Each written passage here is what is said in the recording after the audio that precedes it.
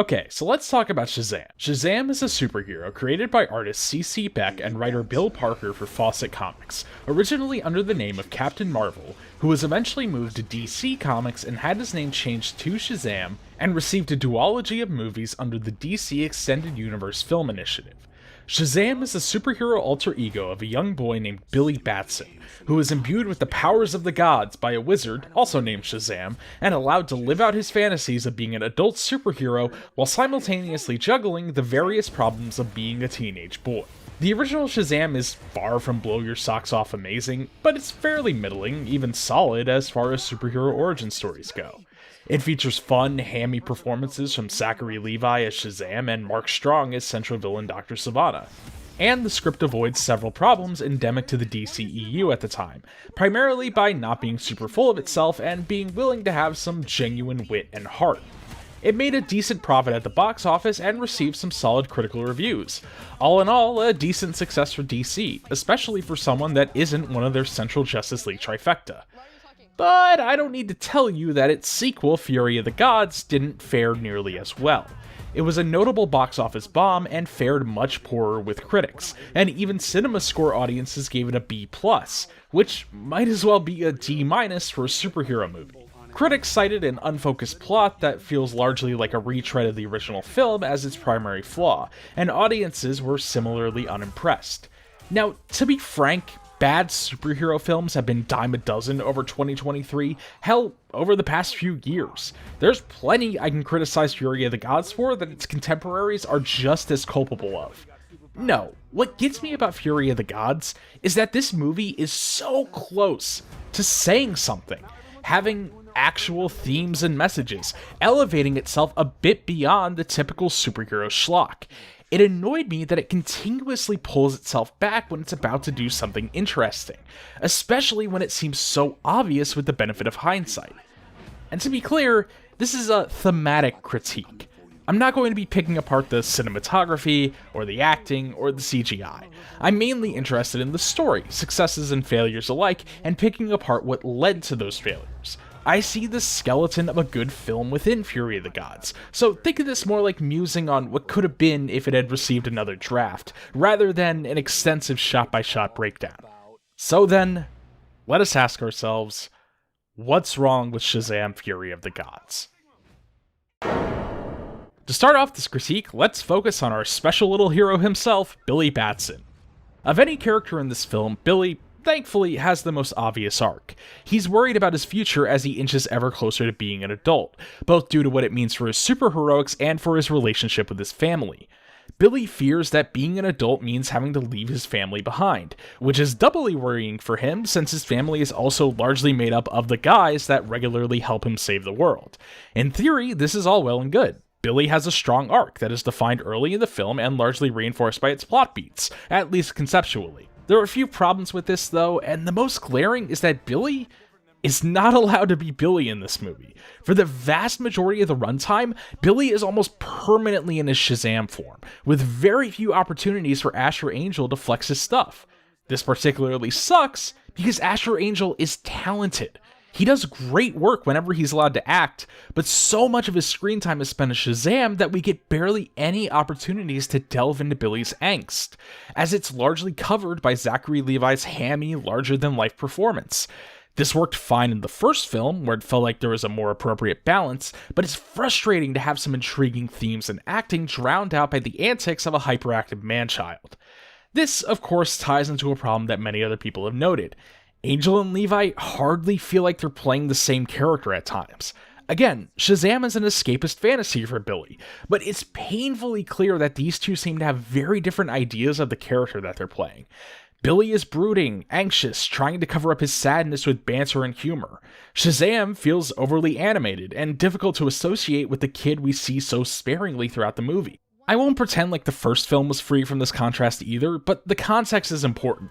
I must emphasize, Shazam was Billy's way of escaping from the misery he felt in his life as a 14-year-old. Now, though, he's mellowed out. And even accounting for his present problems, it feels odd for him to be bouncing off the walls as Shazam when he doesn't really have a good excuse to be acting so childishly anymore. It's not even that I dislike Levi as Shazam, but more so that his take on the character doesn't seem to have evolved to account for the passage of time. Billy's lack of screen time as himself also stings because it feels like it doesn't give his central conflict much time to breathe. The superheroics are fun, and it's nice to see the family interacting in their powered-up states, but that downtime is important to let us get a closer look at these characters, when personal problems are more important than world-ending stakes. Having to see Billy grapple with his feelings and worries does work very well when we're allowed to see it, but Fury of the Gods seems to think we'll be far more entertained by just having Shazam on the screen most of the time. This is why it feels particularly bad when Billy's entire conflict is abruptly resolved with a single conversation with his foster mother near the end. In theory, I don't even think this is bad. Billy realizes his conflict was all in his head, and that growing up never meant he had to leave his family behind. It's deflating, though, because this conflict just hasn't had the time to breathe that it needs. Were we afforded more time with Billy, both on his own and interacting with his family, this resolution would offer so much more catharsis and relief. Oh, but Billy is far from the family member that receives it the worst in this film. We need to talk about Freddy.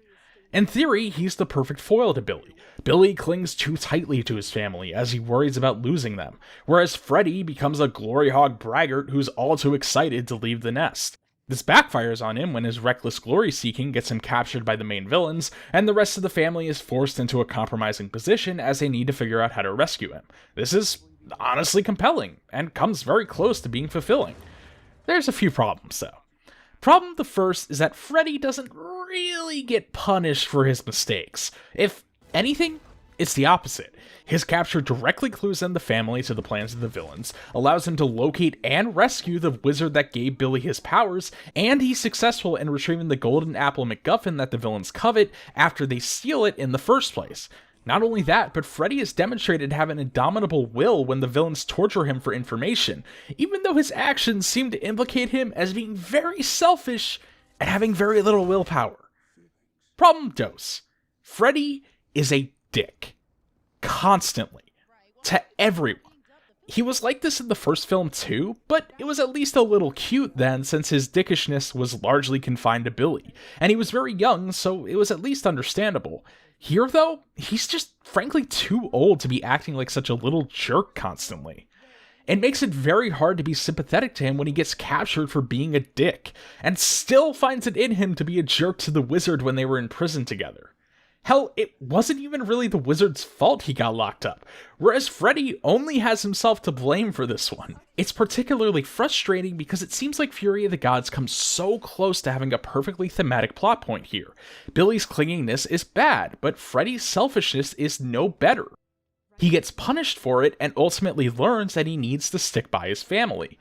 It's undermined by largely absolving Freddy of responsibility for the consequences of his actions, though. In my eyes, the film would be enhanced by having Freddy be more directly responsible for the bad things that happen, rather than letting him off a bit too freely. Perhaps it sticks out because Freddy gets a weird amount of screen time in this film, to the point where it feels like he's overshadowing Billy at times. This enhances the feelings of being an annoying little jerk, as I at least feel largely sympathetic to Billy, and I'm usually glad to see him on screen. Freddy only feels like he's allowed to be nice to his designated girlfriend, though, and he hasn't really earned a lot of the banter he has with characters that aren't Billy. Speaking of which, it kinda sucks we barely get to see Billy and Freddy interact in their civilian forms. Their dynamic was one of the highlights of the first film. Alright, let's not mince words here. The family, barring Billy and Freddy, is largely irrelevant in both films. You could replace half of them with any random characters, regardless of personality, and very little would change. The only one with any degree of prominence is Mary, and even then, her arc gets barely any focus past the first half of the original film. I'm not saying Fury of the Gods is especially culpable of this, but I am saying that it feels like a missed opportunity. So, the Shazam family, or Shazamly if you don't have much time, is a group of 6 crime-fighting superheroes, their own little Justice League. They didn't have much time to shine in the first film, as everybody sans Billy only got powers at the very end. Here, however, you would think that more time would be spent on each individual member now that they're a cohesive unit. This is doubly important since Billy's entire character arc here is centered around clinging too tightly to his foster family, and thus he spends a lot of time around all of them. For whatever reason, though, that just doesn't happen. Mary gets some token lines implying she resents Billy for getting her not to go to college in the last film. Pedro has a bizarrely paced subplot about coming out as gay. Darla's entire character is being a product placement for Skittles, and Eugene is, there? I guess? It feels as if the writers don't know what to do with these characters, struggling to fit them in alongside everything they're trying to do with Billy and Freddy. It's hard to elaborate on this without making it sound like I'm writing fanfiction, but more work should have been done to tie these characters in with Billy's struggle. Mary alone has a ton of potential. Have her more overtly express her regrets about not going to college, directly tying into Billy's conflict as he worries that he's stifling her. Maybe Pedro could express frustration that he wants to come out, but Billy's constant obsession with family superheroing takes priority over everything else. It's minor stuff, but the slightest effort to tie these characters in with the story's themes would go a really long way. At present, they only minorly chafe against Billy's leadership. On top of that, it's weird that they only get one scene together as a full unit. Otherwise, at least one member of the family is always depowered or captured. Billy said it himself. The film's all about family, right? It would have been nice to give them one more opportunity to work together in the finale before passing everything off to Billy for the final showdown. It would have really tied into the resolution of Billy's arc, too, as letting go of his doubts lets him be the effective leader that the team really needs. We've talked about one family, and now it's time for the other. That being the film's trio of supervillain sisters, the Daughters of Atlas. Imprisoned by the wizard, they seek revenge on the mortal world and to use a mystical MacGuffin to restore their ruined realm. It'd be foolish to expect A-tier writing from superhero film villains, but a good foundation is set for the Daughters of Atlas. They directly contrast the Shazamily by being a villainous family, and there's interesting opportunities for drama, as maybe some of them are less interested in being completely murderous than the others. The problem begins with the youngest and most prominent of the sisters, Anthea. Initially introduced posing as a student at Freddy and Billy's school, she quickly strikes up a friendship and rapidly developing romance with Freddy, which is just as quickly shattered when her sisters show up, steal Freddy's powers, and throw him directly into jail. Just as Freddy is the one who throws his family into disarray, Anthea is the do-gooder of the sisters, not really interested in striking back at humans and more willing to recognize them as equals. The glaring problem with Anthea is that she is the perfect example of a satellite love interest. Her entire character revolves around Freddy. How is she introduced? Striking up a relationship with Freddy. What is her primary conflict? She's falling in love with Freddy, but they're on opposite sides of a war. What spurs her into turning to the hero's side? Freddy, of course.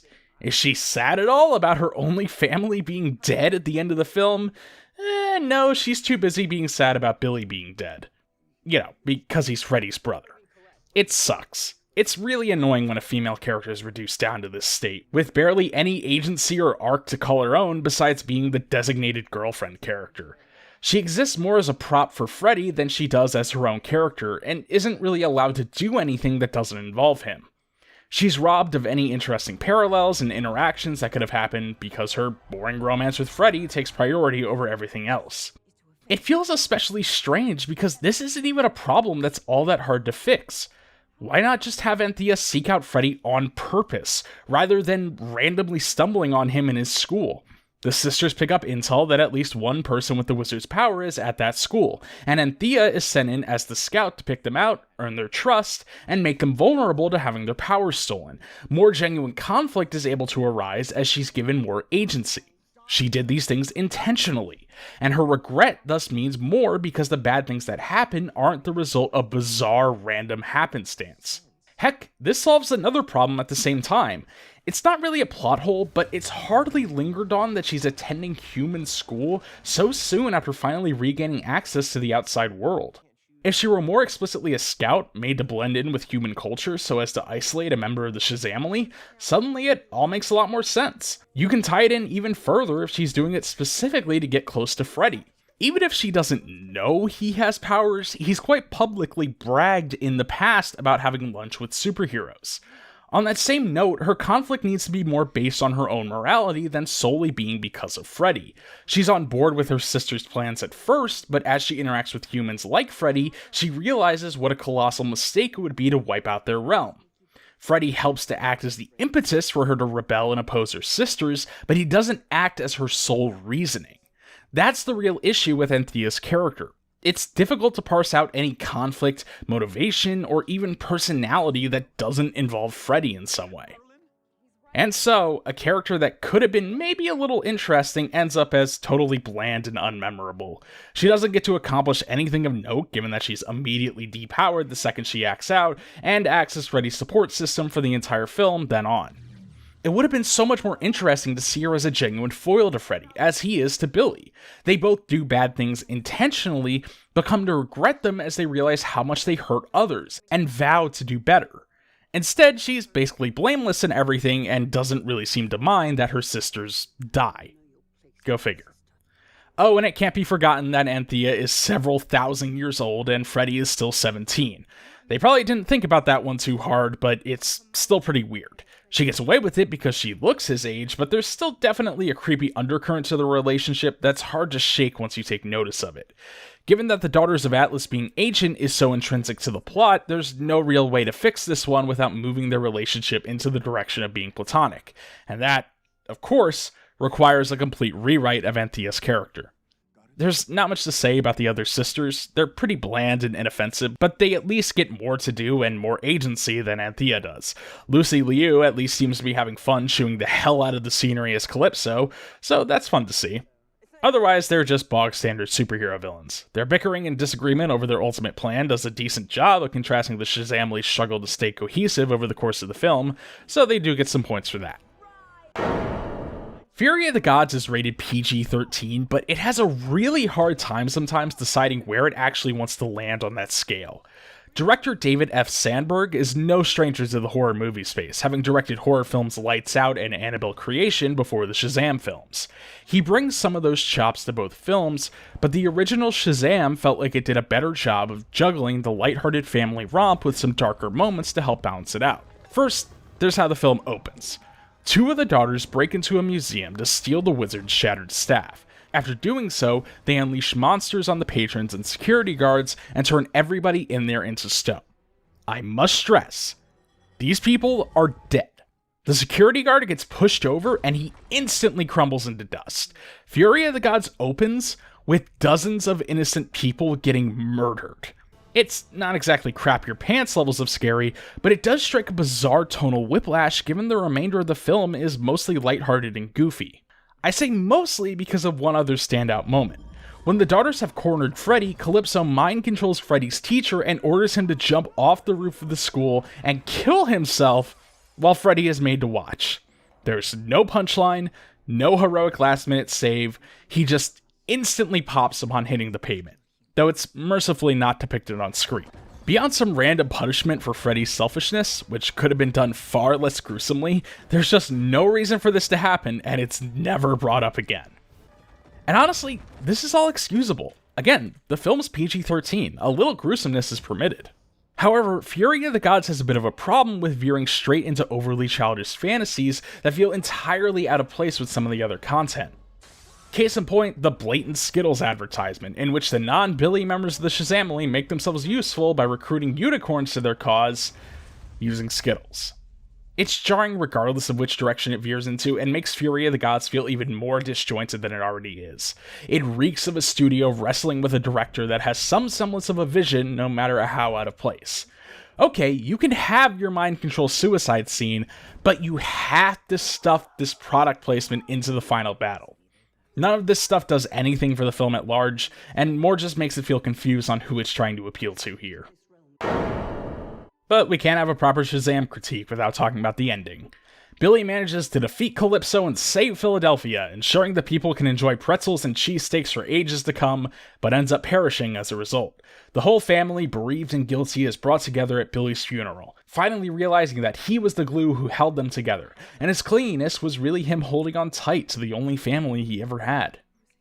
Oh, and then Wonder Woman shows up out of nowhere at his funeral and brings him back from the dead.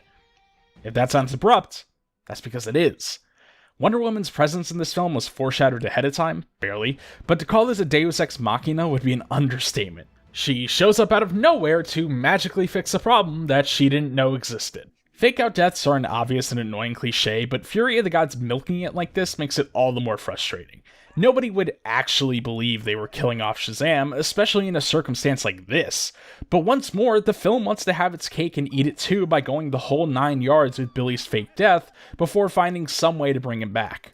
As such, it's entirely pointless and exists solely to try and get an emotional response from the audience that the film hasn't earned. And if you really need the fake out death so badly, there's ways to do it that are still cliche but more thematic. Say, have Freddy repeatedly pound Billy's chest, trying desperately to stir him back to life while beating himself up for being such a terrible brother. Just as all hope is lost, Billy suddenly gasps back to life, holding on so he can be with his family again. The point being, nobody is convinced by this fake out death. If it needs to be done, do it in a way that's snappy and ties back to the rest of the film. Again, it's all about family. In theory, Fury of the Gods is a film about two dysfunctional families, both fraying apart at the seams due to their different wants and needs colliding against one another. At the center of it all is Billy, a boy about to become a man who still isn't sure what that means, either for his day-to-day life as a civilian or his secret life as a superhero. Freddy and Anthea's actions make the two families inextricably tangled with one another, and they are ultimately forced to blows while still trying to reconcile with their own family members. In practice, the overt focus on superhero action, lack of proper screen time and development for its secondary cast, and generic, uninspired plotting for the villains results in a film that can't live up to its own interesting ideas. The character drama is disappointingly sparse, making way for jokes that miss often and action sequences that often overstay their welcome. When Billy Batson, the central character of both films, is allowed to be on screen for less than 10 minutes, it's worth asking if something went wrong in constructing this story somewhere along the way. As a personal note, Fury of the Gods let me down specifically because I saw so much of myself in Billy at the time. I may be a good deal older than him, but I still struggle with the feeling that growing up means that the people I love want me gone as soon as possible. After all, we have it beaten into our heads so much that leaving the nest is #1 priority when we can, that it's a natural worry to have. But does getting older really mean we have to leave behind the people we love, even if they never said they want us gone? It's an interesting question to pose, one I imagine resonates with many people, and is uniquely suited to a character like Shazam. I think another draft of this film with a tighter focus on its characters that gives them more room to breathe beyond the superheroics really could have been something special. We'll never see that version of Fury of the Gods, of course, but it's fun to imagine what could have been and how it could have better delivered on its themes. Even if it was never going to be the blockbuster hit of the decade, there was still a lot of potential for it to carve out a unique space for itself in the oversaturated superhero genre. And so, that's Fury of the Gods. A film which basically admits in both of its post-credit scenes that nobody knows what's going to happen to these characters anymore. If James Gunn is planning on revisiting Shazam in the future, I hope he can bring people on board who have a stronger vision in mind for this character and his surrounding cast. There's a lot of stories still left to be told with Shazam, and I'm hopeful that if he is given another shot, someone can prove that there is a lot you can say with this hero.